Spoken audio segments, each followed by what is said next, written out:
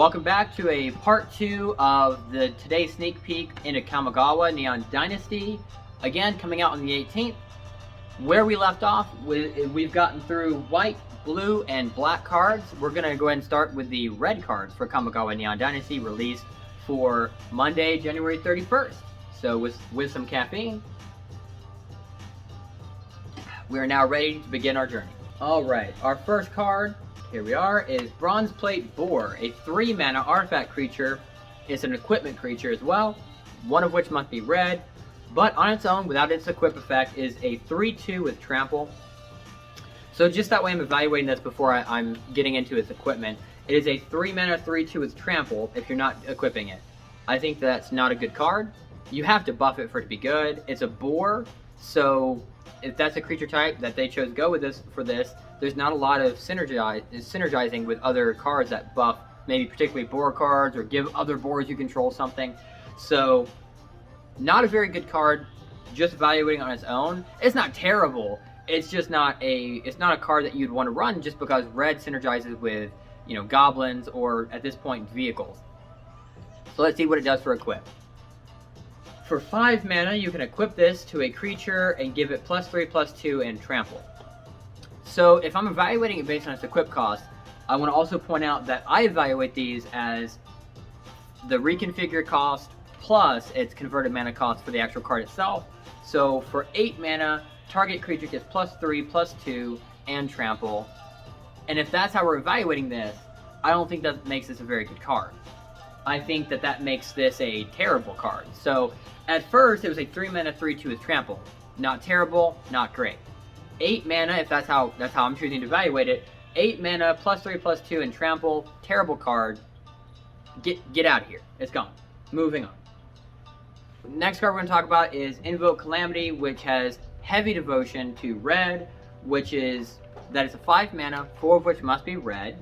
Instant that allows you to cast up to 2 instants and or sorcery spells with total mana value 6 or less from your graveyard and or hand without paying their mana costs, and if those spells would be put into your graveyard, you exile them instead. At the end of all that, you exile this card as well. So this card is really good if you're running it in a multicolored deck. I don't think it's a super great card if you're running it in a mono red. I think unless you're pulling a spell you're just really needed from your graveyard. So evaluating this as, I think with its best value, which is that you're pulling a 1 or 2 spells from even just your hand that you weren't able to cast that had devotion to a different color. You can cast them without having to have blue or black or whatever color mana, white. You can go ahead and cast those spells and do their effects.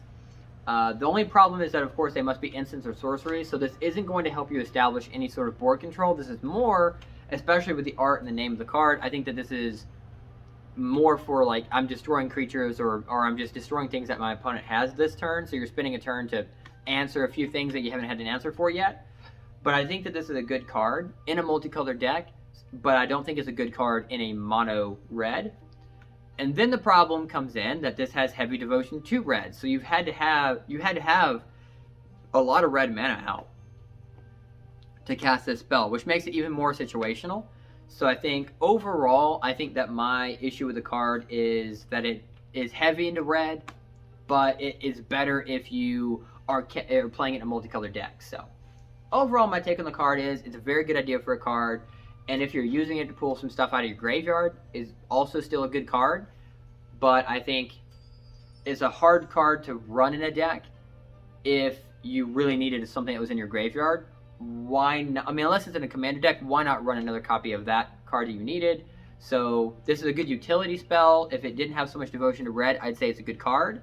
But because of the heavy devotion to red, I'm going to go ahead and say that this is probably not a great card to run. That moves us to our next card, which is Lizard Blades, which is a 2 mana, 1 of which must be red. Artifact creature. It is a lizard that is a 1/1 with double strike before you do it to equip it to anyone. I think a 1/1 double strike 2 mana isn't a great card. You've got to modify that. Double strike is fantastic though. I love to see double strike getting equipped to a creature, but just evaluating this first as a 2 mana 1/1 double strike, I don't think that you're playing this as a creature. So let's move on to its equipment. So reconfigure 2, so that In my mind, I'm now evaluating this as a 4 mana, one of which must be red. Your equipped creature will get double strike. It doesn't buff them, but it gives them double strike. And since it's an equipment and it's a creature, I mean, it won't count as a creature as it's attached to something. So something that would destroy a creature can't destroy this as it's attached to something, which is good. But as an artifact equipment, give a creature double strike for 4 mana. I don't think that makes this a very good card. Double strike is great, and I think if you had an enchantment that gave something double strike, even that though might be a little bit too slow. So I think overall, especially with this being an artifact equipment, yeah, I'm not a fan of this card. I don't think that you run this card in a red deck except to just have an artifact, and I think there are better artifacts to run. That moves us to the March of Reckless Joy. It is a 1 red mana and then X colorless mana. It is an instant that has an additional cost to casting the spell. You may exile any number of cards from your hand, but they have to be red, and this spell will cost 2 less to cast for each card you've exiled this way. You exile the top X cards of your library. You may play up to 2 of those cards until the end of your next turn. There's a lot of red cards that allow you to exile cards from the top of your deck now that you can then play those cards as if they were in your hand until your next turn. When you exile a card, unless it specifies that's face down, it does have to be face up. So the downside is that your opponent gets to see them. You're running this in a red deck, which of course you don't usually get to know what's on top of your deck, which is why they're running a lot of these in red decks, because you're not scrying with red really. So you don't know what those cards are going to be. It makes it a bit random. It could be a land, it could be an answer to a card, it could be a creature. But I think, and this is trying to mimic the white spell we saw earlier, which was March of Otherworldly Light. So in that sense, I think that this is on theme, but I don't think it's a good card. So it fits the set really well, and I think it's a cute thematic card, but I don't think it's good enough to actually run in a red deck. Especially since it limits you to being able to play up to 2 of those cards until the end of your turn. But you're not casting them. I think that you're able to just play them out, but it doesn't specify that you don't have to pay their mana cost. So just because I think that you do have to pay the mana cost for those cards, I think that makes it a bad card. If it allowed you to play them without using the mana for it, then I think that this card would be a lot better. But it's not allowing you to do that, so overall, too slow of a card. I don't think it's a really good card, even as an instant. I think there are other cards you'd rather run. We're now on to Sokenzan Smelter, a 2 mana Goblin Artificer. So 2 mana 2/2, and at the beginning of combat on your turn, you may pay 1 mana and sacrifice an artifact. If you do, create a 3/1 red construct artifact creature token with haste. This is good that it allows you to upgrade your artifacts. There was another red card we had seen earlier, a previous day, where you were essentially downgrading. You're sacrificing an artifact you control, pull out from your graveyard an artifact with converted mana cost X or less, where X was equal to the mana cost of that card. Or I think it had to be less than the converted mana cost of the card. So it was a guaranteed downgrade card. So I think this is good because at least this is upgrading. You're sacrificing hopefully a weaker artifact to get a 3/1 out. But it being a 1 toughness does make that construct a lot weaker. You almost have to modify that creature to protect it. But this is a goblin. Goblins usually have weaker effects. The construct that is creating, there's a lot of cards that combo with constructs. That's really nice. But I think overall, 2 mana 2/2 is not bad. It has an effect. I think if you run this card, I think you're running it because it's a goblin. And maybe you're creating the constructs to help pilot other vehicles that you have. But the fact that you have to sacrifice an artifact makes that ability pretty slow, and you're tapping a mana for it. So it's tough to evaluate the card. It's a goblin, which makes it synergizing really well with goblins, a fun idea. So I want to say maybe you run it in goblin decks, but I think overall maybe this just isn't a card you run. I think there are other cards you'd run instead of this card. Alright, that moves us to Tempered in Solitude, a 2 mana red spell. It is an enchantment that whenever a creature you control attacks alone, exile the top card of your library. You may play that card this turn. I don't think in a red deck there's a lot of attacking alone, so this would probably go in a vehicle deck where you're accruing a vehicle and that vehicle attacks by itself. This combos well with that. And then exiling the top card of your library and being able to play that card is good, But most cards that allow you to exile top card of your deck and play that card allow you to play it until the end of your next turn. The reason why is that way you're spending the mana for this enchantment, and then if you were to do that ability this turn, you don't have to worry about how much mana you have left over. So luckily they kept this as a low cost spell. Also, it's an enchantment, so it's a permanent that stays on your side of the board. So whereas it is a bit slower than I'd like, I think it makes a lot of sense for the mana cost and the fact that it's an enchantment. That way you're not worried about mana cost on your next turn. You can just keep doing it until they destroy this enchantment. And the enchantment itself may not even be a big enough threat to warrant your opponent targeting it. So I think it just flies just enough under the radar to where this is a good card. So I think that this runs in vehicle decks. If vehicle decks end up being good, I think this card ends up being good, but I think the value of this card is tied to how well vehicles do.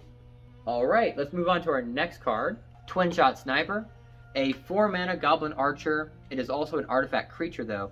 So it's a 2/3 with reach, and when it enters the battlefield, deals 2 damage to any target. And it has a channel ability, so for 2 mana and you discard this card, the effect that you get is that it deals 2 damage to any target. So you're getting that 2 damage no matter what. Whether you're channeling it, whether you're playing the card.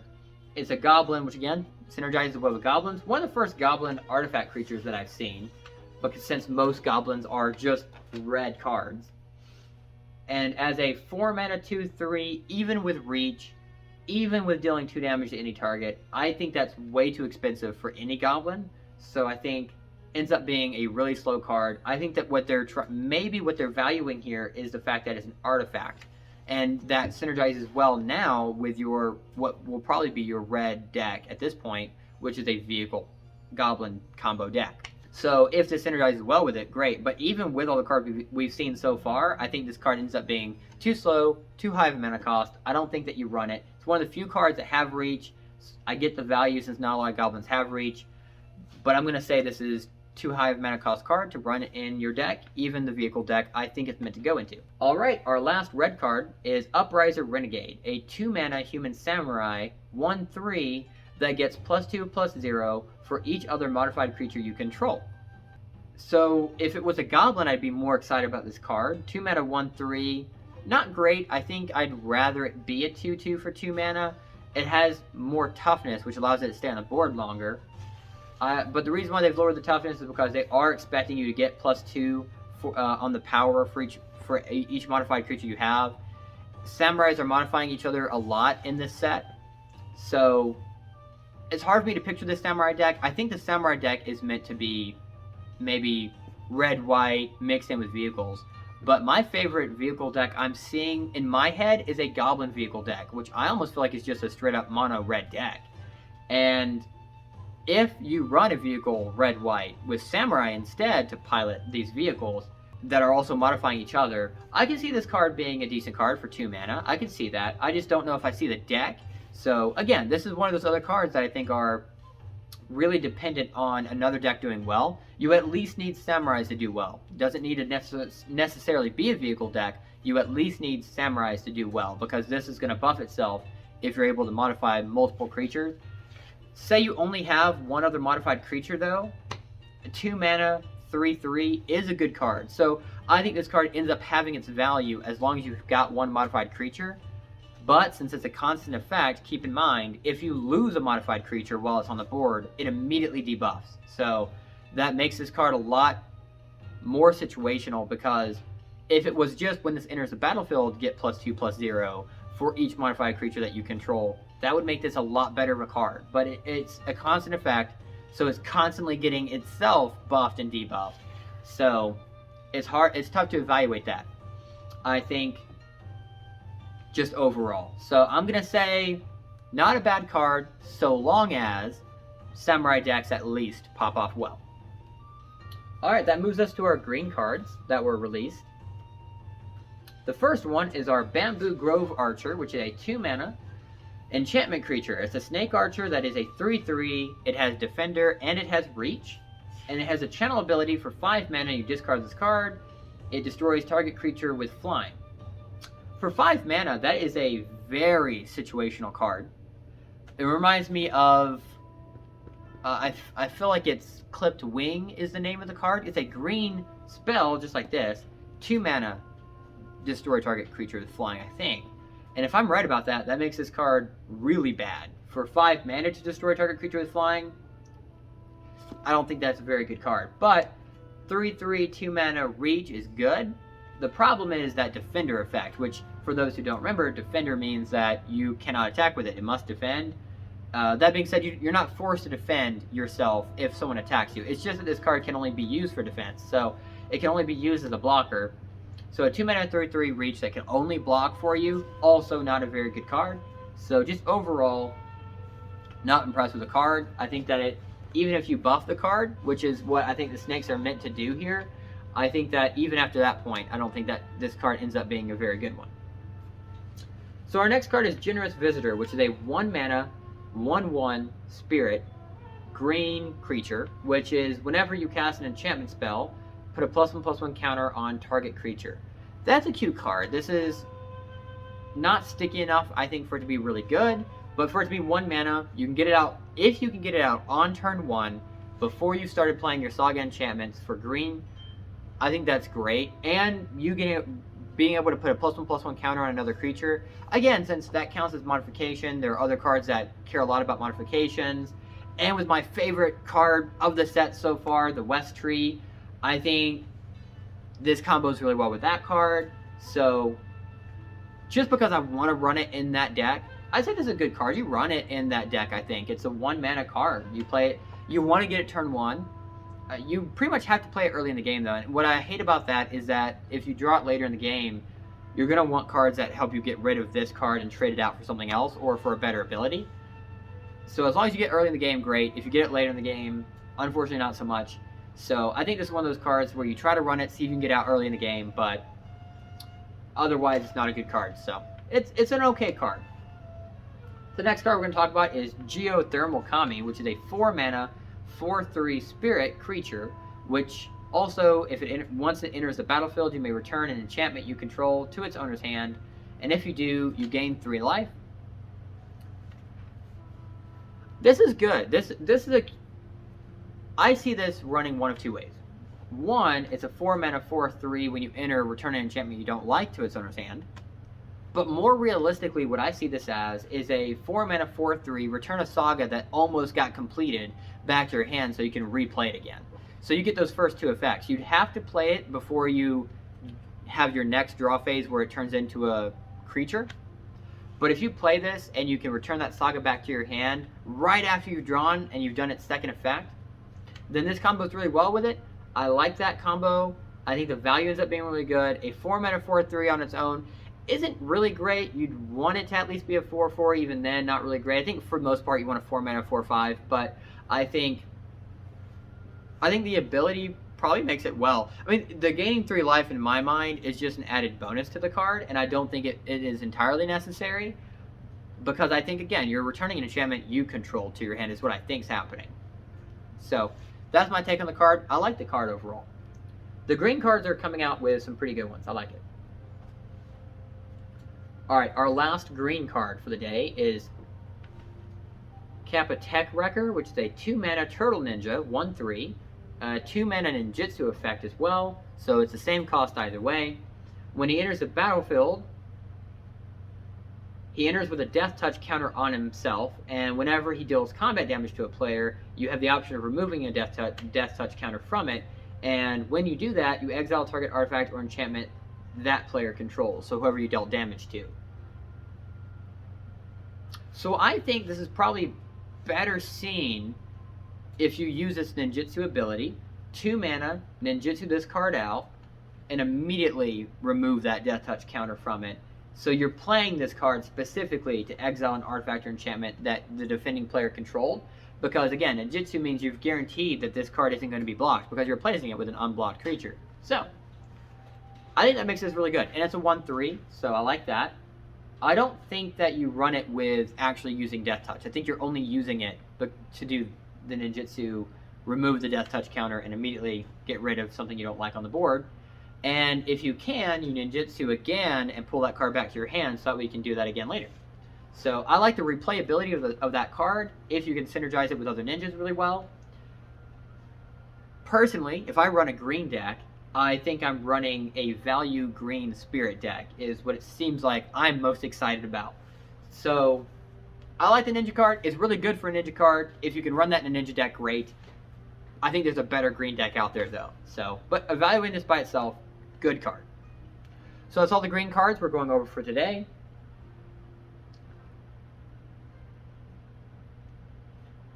And that moves us to multicolored. The first card I want to talk about is the Asari Captain, which is a 5 mana multicolored card. So it requires a red and a white mana for it. It's a 4/3 with haste, and whenever a samurai or warrior you control attacks alone, it gets +1/+0 until end of turn for each samurai or warrior you control. So I don't know how often samurais attack on their own, but I think that they're really trying to incentivize that you're buffing up, you're modifying your samurai, and then attacking one at a time. There's a card we're going to go over today that really makes that strategy make a lot more sense now. But before, when we were evaluating these cards, that is a terrible effect to have to attack with one creature by itself, even if you swarm the board. But now that I've seen the card we're going to be going over today, I can't wait to get to it. I'm really excited for it. So now that I've got that big picture in mind, I think this card ends up being really good. But by itself, this card is not a very good card. 5 mana, 4/3 haste, buff one of your cards that attack by itself. Not exciting. So we're going to hold off judgment on this card until we can get to the card I'm excited about. The next one we're going to go over is Gloom Trickery. 3 mana, 1 black, 1 green, 2/1 with menace. It is a enchantment creature. When Gloom Trickery enters the battlefield, return target permanent card from your graveyard to your hand. And if it would die, exile it instead. I think this is pretty good. I think just my initial thought on this card is you're probably returning an enchantment from your graveyard to your hand. But even so, 3 mana, 2/1 with menace. If it dies, it gets exiled. But when it enters the battlefield, you can return a permanent card from your graveyard to your hand is already pretty good. It's only 3 mana. It being multicolored is what slows it down. You're required to have a green, you're required to have a black. But I like it. It has a lot of utility. I just don't know, it being a cat creature, is classified as a cat beast, I think also is a takeaway from this card. So I think probably it doesn't see a lot of play in like set specific decks, but I do think it's a good utility card that may see play in just other decks that are looking to mix up sets. So I think that this is an okay card just overall. Naomi, Pillar of Order, a 5 mana, 1 must be white, 1 must be black card. A 4/4 human legendary creature that whenever Naomi, Pillar of Order enters the battlefield or attacks, if you control an artifact and an enchantment, create a 2/2 white samurai creature token with vigilance. So it needing a white and a black mana means that this is meant to be run in a white-black deck is how I would take that. Even if you can have cards that combo mana out for a mana that your deck shouldn't be able to produce, when I see a card that has devotion to both those, I see it as this needs to be run in a multicolored white-black deck. And I didn't really see the samurai being heavy in the white-black sort of combo. I was thinking white-red, maybe vehicle samurai deck. So if I'm wrong and you're running samurai with a white-black multicolored deck, then this ends up being pretty good. It combos well with some of the other white cards we've seen. Since that's not how I'm choosing to evaluate this card, I think it's very specific. 5 mana 4/4 already isn't good. You need that 2/2 samurai creature token with vigilance to happen. So I'm going to say not a good card, but if I'm wrong about the samurai, and it is a white-black deck after all, it's not overall bad. You have to have an artifact on the board, you have to have an enchantment. But again, if you have to have an artifact, my mind goes to either the legendary cards where you're able to have more than one legendary card on the board at the same time, which may be their intention, but I didn't really see those as being very good cards on their own. I think more likely it is the case that you would want to combo abilities like this with saga enchantments that you have on the board, as well as vehicles that you have on the board that are artifact creatures. So that's my take on this card. And that moves us over to there you are, Ryus Edge, a 4 mana, 1 must be red, 1 must be white, 3/3 with first strike, and whenever a samurai or a warrior you control attacks alone, you untap it, And if it's the first combat phase of the turn, there is an additional combat phase after this phase. So yeah, this is really good. This is the card that I was most excited about for the Samurai, because this one is allowing you to be able to have a second combat phase. So all these cards that are saying when a Samurai or a Warrior attacks alone, this cool thing happens. Your first combat is for it to attack by itself, maybe buff itself up, maybe buff up other things on the board, modify some cards up, and then if it didn't die, then at the end of that combat phase, you can untap it and say, okay, well now I'm going to attack with multiple cards, one of which will be this very buffed up card, or this card that did something really cool when it attacked by itself. I think that makes this card really good, and I'd love to see it. But again, this is a red-white devotion, which again just furthers my point that I think it's meant to be a red-white, maybe Samurai vehicle deck. So, and a lot less of a white-black, such as the card we saw before. So, this card is really, really good. Gotta run this in a Samurai deck if you want Samurai to be good. So, and I hope that they are. I love the idea of everything modifying itself. It adds a new take on buffing up a bunch of small cards. So, I hope it does end up being really good. And if you run a Samurai deck, you run this. You might even run, just because of how good this card is, I could see you running those cards that just happen to let you have more than one legendary on the board at the same time, and you run multiple copies of this card, because you need to guarantee that draw of this card. So no matter what, you're running multiple copies of this card in your deck, if you can, and since you're already doing that, might as well throw in some cards that allow you to have more than one of him on the board at the same time, because he has first strike. But maybe you just keep... because you got these cards that buff based on how many legendaries you have on the board. So maybe you keep them in your hand though, since the effect only really matters after the first combat. And you can't really trigger that same effect twice. Maybe you keep it in hand. You don't worry about those other legendary cards, even if that's the case. Good card. And that is it for our multicolored cards. Let's talk about our artifacts. So Circuit Mender is a 2/3 artifact creature insect. When it enters the battlefield, you gain 2 life. When it leaves the battlefield, you draw a card. Very easy to evaluate this card, since it doesn't have any sort of combo ability with anything. I think it's a bad card. 3 mana, 2/3, gain 2 life when it enters the battlefield, draw a card when it leaves the battlefield. It's just too slow, I think. So, whereas the effects are good, I don't think it's worth it for the mana cost. If it were 2 mana, I'd have a different take on it. It's not those 3, so not a fan of it. Our next card for artifacts is the High-Speed Hoverbike, a 2 mana, 2/2 vehicle artifact. It has flash, it has flying. When it enters the battlefield, tap up to 1 target creature and crew 1, which means you just need a creature with power 1 or greater to pilot it. So, I like this card. I think that you want to run this in the Samurai deck, because it's the one that benefits from you tapping creatures. Combos really well with that 2 mana spell we talked about earlier that can destroy a tapped creature. So, and it's an artifact, reducing the cost of that card immediately. So, I like this card for 2 mana, 2/2, flash, flying, and the crew ability. I like this card. So let's move on to our next one. The Runaway Trash Bot. The Runaway Trash Bot is a 3 mana construct artifact creature, 0/4. It has trample, gets +1/+0 for each artifact and or enchantment card that's in your graveyard. I like the fact that it has trample, because it makes the buffs that happen to this card much more valuable. It's not a vehicle, it's a construct, so it can attack by itself. For 3 mana, you want this to at least be a 3/4, is what you really want. So you need to have 3 artifacts or enchantments in your graveyard at the time that you're playing this. So you're not really playing this on turn 3, which makes the mana curve kind of messed up, because if you have a 3 mana card, for it to be a 3/4, you want it on turn 3. So it just ends up being a little too slow to be good, but it having trample and the buff effect is really good. It doesn't buff its toughness, so it doesn't make sense to play past turn 4 really, unless you're able to modify it further on the toughness.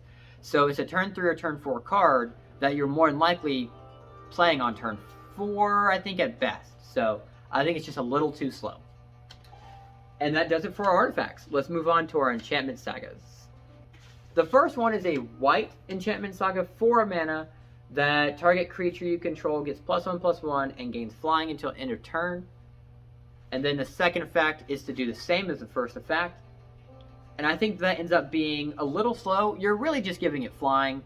You're modifying a samurai probably with this card. It's an enchantment. I see this being run in specifically the samurai, at least the samurai deck, if not the samurai vehicle red-white deck. So it combos really well with modifications. Flying allows it to be able to fly over your opponents ideally. There's not a whole lot of reach that are good that are being released in this set so far, as I can tell. And when it transforms, it turns into the Imperial Moth, a 2/4 with flying, creature insect. Not really good. So the creature itself, you want to play a 2/4 with flying on turn 2. And this is a 4 mana enchantment that can't even turn into a creature until the turn you played it, then the next turn you draw. So it's the third turn, counting the turn you've played this enchantment, before you're getting that 2/4 flying out. So I just think that this card is too slow, way too high for the mana cost. I think that they're really valuing these enchantment sagas. So I hope I'm evaluating them a little harshly, because I like the sagas, and this goes well in Samurai deck if you can pull it off well. I just feel like it's too late in the game to play a 4 mana buff 1 card +1/+1 and flying. Alright, our next one. Tribute to Hirobi. 2 mana, one of which must be black. So first and second effect. Each opponent creates a 1/1 black rat rogue creature token. So you are giving your opponent some board. More than likely, they're going to see what's coming, and they're going to be attacking with them in the hopes that you block and kill them. It transforms into Echo of Death's Wail. It's a 3/3 with flying and haste. It is an enchantment creature spirit. When this enters the battlefield, gain control of all rat tokens, and whenever this creature attacks, you may sacrifice another creature, and if you do, draw a card. So whereas this may be a spirit, I think this runs well in a black rat deck, and there were some cool rat ninjas we've seen so far. So I think you run this in a rat deck with some rat ninjas that were pretty good. So evaluating this card, you're looking at it as a 2 mana. Your opponent, it's almost a 2 mana, pay 2 life, wait 2 more turns after you play the card to get a 3/3 flying haste, draw a card, well, only when it attacks. So it's really, you get the creature out, you gain control of the rat token, sure, you're not going to attack with them until you can attack with this, because then you're sacrificing your creature to draw a card. Yeah, I think probably it's too slow. I think that this card is just a little too slow unless you're really swarming the board with rats. I think even then, this only allows you to sacrifice another creature. You can only do that when it attacks, and it's only one other creature that you're sacrificing. So yeah, overall, too slow. It at least does have haste, so I guess you are able to pop off that effect right when you play it. So you're at least getting 1 card draw from it. I think it's just a little too slow. It's so close. I feel like it's just a little too slow in my take on this card. So I think probably you don't run the card. Even in the rat deck, it counts as an enchantment. So do you run it just because it's a low-cost enchantment card that you can control and use other effects with? Maybe. I could see that. But just evaluating on its own, though. Too slow of a card. Alright. That takes us to our last card that has been sneak peeked for today, which is Hyde Tsugu Consumes All. 3 mana, 1 black, 1 red. First effect, destroy each non-land permanent with a mana value 1 or less. Second effect, exile all graveyards. And then finally, it transforms into Vessel of the All-Consuming, 3/3 with trample. And whenever it deals damage, you put a +1/+1 counter on this card. And whenever this card deals damage to a player, if it has dealt 10 or more damage to that player this turn, they lose the game. So it's a really interesting, I mean, it's an ogre shaman that it turns into. So it's really interesting that it has another in-game effect, a new win condition. And I love cards that have new win conditions. And this is really good against swarming decks. But it's probably, with the trample it's good, but it has to deal damage for you to be giving it counters. You have to modify this card, and it has to deal 10 damage or more to a player in a singular turn, and it has to be just 1 card that did it. Trample will help with that, but I think you have to combo this off for it to be good. I love the extra win condition. I definitely see it getting play when the set releases, because everyone's going to try to make this a good card. But I'm going to make my prediction that this card is too slow, not quite good enough. I think that it's probably not going to see play when we really get further into the set after the release. So I'm going to definitely, if I get this card, try to use it and see if I can make it good. You know, my prediction, if I prove it wrong, I'll be excited about. But overall, probably too slow, even for 3 mana. So that's my take. And that's all the Kamigawa sneak peeks that we've gotten for today. I look forward to seeing what they come out with for tomorrow. Again, they're doing this until the 5th of February. Shortly after all my videos have been released, I will be doing a comprehensive review. I'm looking forward to it. Hope to see you all there. As for the cards we went over today, if there are any comments or anything you want to talk about, any cards you think I got wrong, cards you think I got right, cards you're excited about, cards we're not really excited about, cards that we think look cool, that we want to be really cool, talk about it in the comments down below. Like and subscribe. We'll see you next time.